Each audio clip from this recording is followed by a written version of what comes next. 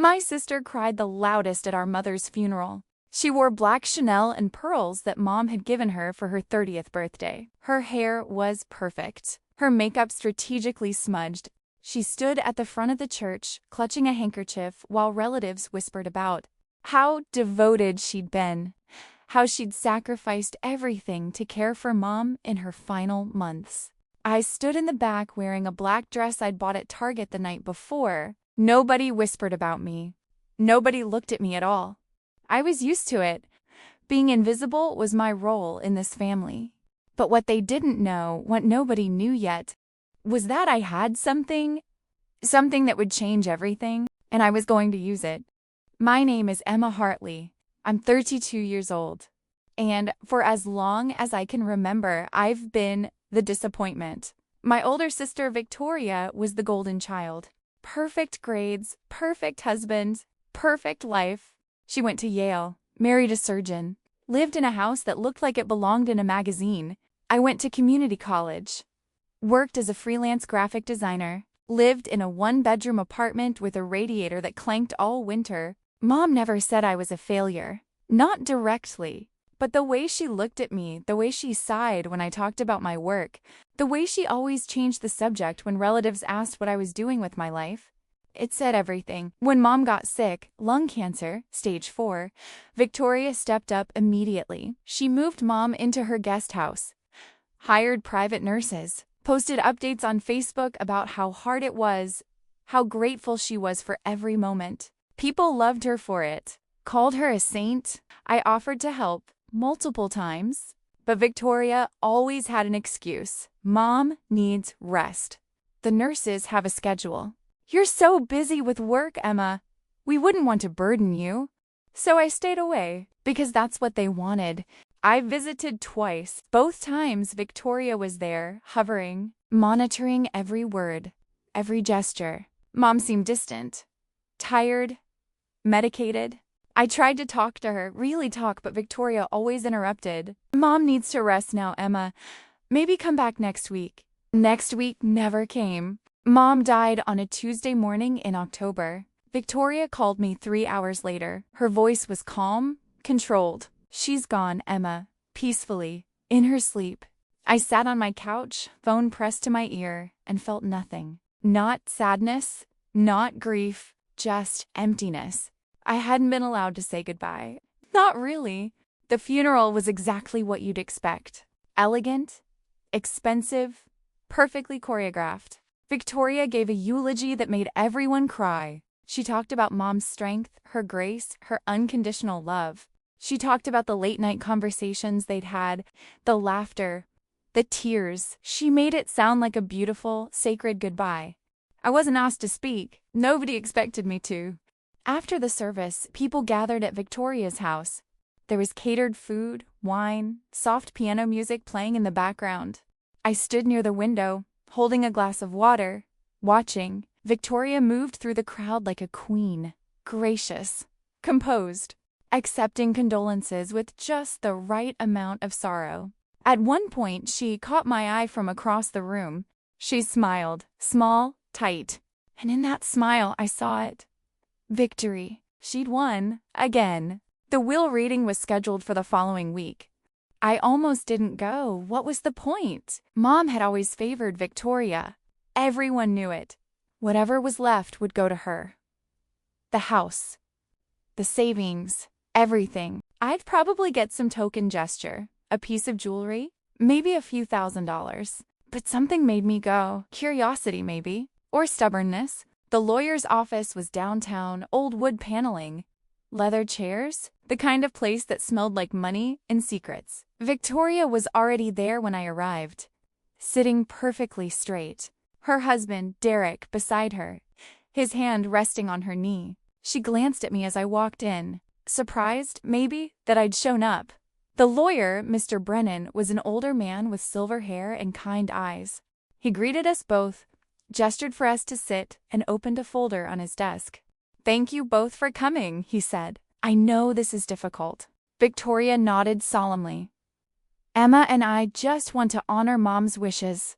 I said nothing. Mr. Brennan cleared his throat and began reading. The first part was standard, small bequests to charities, a few personal items to friends. Then he got to the big stuff. To my daughter Victoria, I leave the summer house in Cape Cod, my jewelry collection, and a cash sum of $50,000. Victoria's face didn't change. She'd expected this. I waited for my name. For the leftovers. To my daughter Emma, Mr. Brennan continued. I leave the family home in Greenwich, all remaining financial assets, including investment accounts and savings, totaling approximately $1.2 million, and full control of the Hartley Family Trust. The room went silent. I stared at Mr. Brennan, my heart pounding so loudly I could barely hear. Victoria's face had gone white. Derek leaned forward, his jaw tight. "There must be a mistake," Victoria said, her voice shaking. "There's no mistake," Mr. Brennan replied gently. "Your mother was very clear. She updated her will 6 months ago." 6 months ago, right after her diagnosis. Why? Victoria's voice cracked. Why would she do this? Mr. Brennan looked at me, then back at Victoria. "She left a letter. For both of you." He handed us each an envelope. My name was written on mine in Mom's shaky handwriting. I opened it slowly, my hands trembling. Inside was a single page. "My dearest Emma," it began. "If you're reading this, I'm gone, and I need you to know the truth. I've failed you. For years, I let Victoria control the narrative. I let her paint you as the disappointment, the one who never measured up. But the truth is, you were always the stronger one.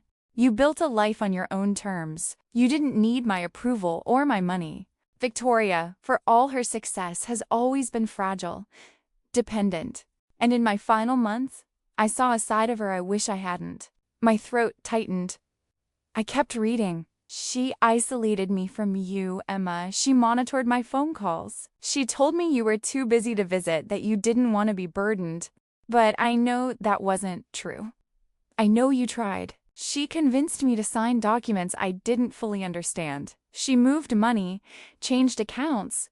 She thought I didn't notice, but I did." Tears blurred my vision. "So I went to Mr. Brennan. I changed my will. I'm leaving you everything, Emma, because I trust you. And because you deserve to know that I loved you. Always. Even when I didn't show it. Forgive me. Love, Mom." I looked up, tears streaming down my face. Victoria was staring at her letter, her face frozen in shock. Then she crumpled it in her fist and stood abruptly. "This is insane," she hissed. Mom wasn't in her right mind. She was medicated, confused. "This will is invalid." Mr. Brennan remained calm. "Your mother was evaluated by 2 independent physicians before signing. She was of sound mind. The will is legally binding." Victoria turned to me, her eyes blazing. "You did this. You poisoned her against me." "I didn't say anything," I whispered. "I barely saw her." "Exactly," she spat. "You abandoned her, and now you're stealing everything." "I'm not stealing anything. This is what Mom wanted." Victoria laughed bitterly. "You have no idea what you've done." She grabbed her purse and stormed out, Derek following behind her. The door slammed. The silence that followed was deafening. Mr. Brennan looked at me gently. "Your mother wanted you to have this too." He handed me a small USB drive. "She recorded something a few weeks before she passed. She said you'd know what to do with it when the time came." I took it, my fingers closing around the cold metal. That night I sat in my apartment, the USB drive on my desk. For a long time, I just stared at it. Finally, I plugged it into my laptop. A single video file appeared. I clicked play. Mom's face filled the screen. She looked thin, frail, but her eyes were clear. "Hello, Emma," she said softly.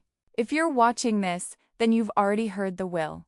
And I imagine Victoria's furious. She paused, taking a shaky breath.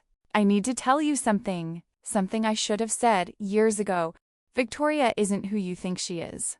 My heart stopped. "When your father died," Mom continued, "he left us comfortable.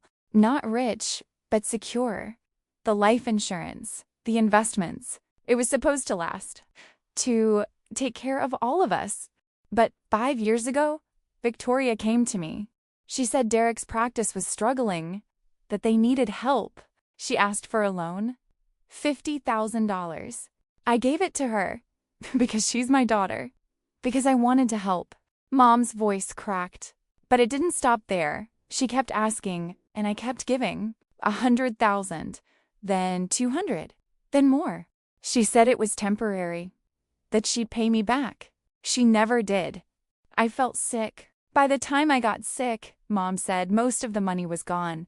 And when I told Victoria I couldn't give her any more, she got angry. She said I owed her, that she'd sacrificed everything for this family. That's when she started isolating me.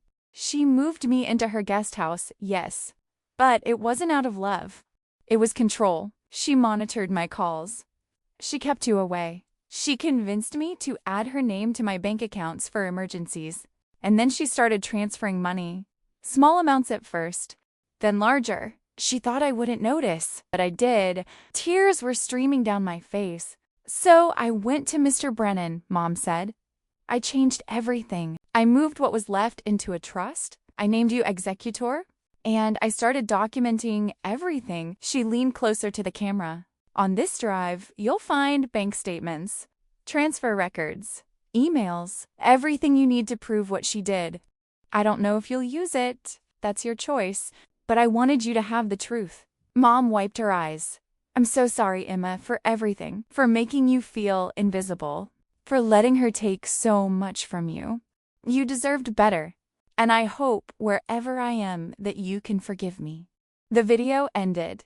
I sat in the dark, my face wet with tears, the weight of everything pressing down on me. Mom had known. She'd seen through Victoria's perfect facade. And she'd protected me. Even in death. I opened the other files on the drive. Bank statements showing transfers totaling over $400,000. Emails from Victoria pressuring Mom for more money. Screenshots of texts, threatening, manipulative. If you don't help me, I'll have to tell people you're losing your mind, that you're not competent anymore. Do you want that? My hands shook as I read. Victoria had bled Mom dry. And when there was nothing left, she'd tried to take control entirely. But Mom had fought back, quietly, carefully. And now the truth was in my hands. The next morning, I called Mr. Brennan. I need to ask you something, I said. Can Victoria contest the will? She can try, he replied. But given the documentation and the medical evaluations, she won't succeed. Why? Has she threatened legal action? Not yet, but I think she will. Mr. Brennan was quiet for a moment. Emma, if she does, you have options. Your mother made sure of that. I know, I said. I've seen the files. Then you know you're protected. But I wasn't thinking about protection. I was thinking about justice. 2 days later, Victoria called me. Her voice was cold, controlled. We need to talk. In person. We met at a coffee shop downtown. Neutral ground. She was already there when I arrived, sitting in the corner, sunglasses on, despite the overcast sky. I sat down across from her. She didn't waste time. I'm going to contest the will, she said flatly. On what grounds? Undue influence. Mom was vulnerable. You manipulated her. I barely saw her, Victoria. You made sure of that. Her jaw tightened. I took care of her. I gave up everything. You gave up nothing, I said quietly. You took everything. What are you talking about? I pulled out my phone and opened the bank statements. I slid it across the table at Victoria stared at the screen, her face going pale. Mom kept records, I said, of everything. The loans you never paid back, the money you transferred without permission, the threats you made when she tried to stop you. Victoria's hands were shaking. I was helping the family, she whispered. Derek's practice was failing, I interrupted.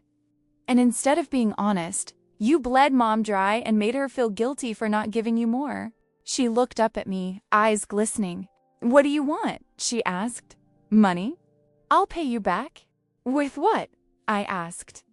You're broke, Victoria. Your perfect life is a facade. And now everyone's going to know. She stood abruptly, knocking her chair back. You're going to destroy me. I said.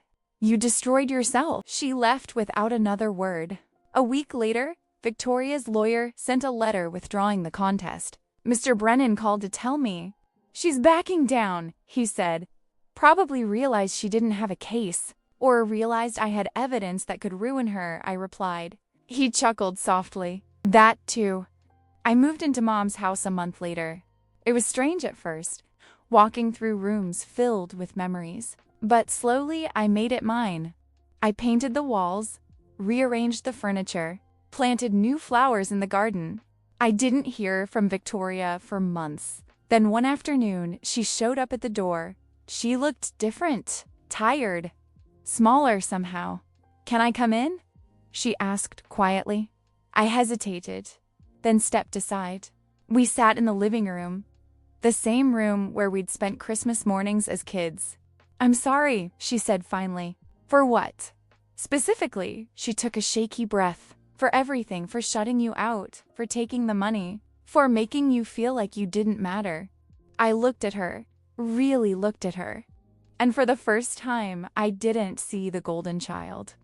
I saw a scared, broken woman who'd built her life on a lie. Why? I asked. Why did you do it? She wiped her eyes. Because I was afraid of failing, afraid of not being perfect.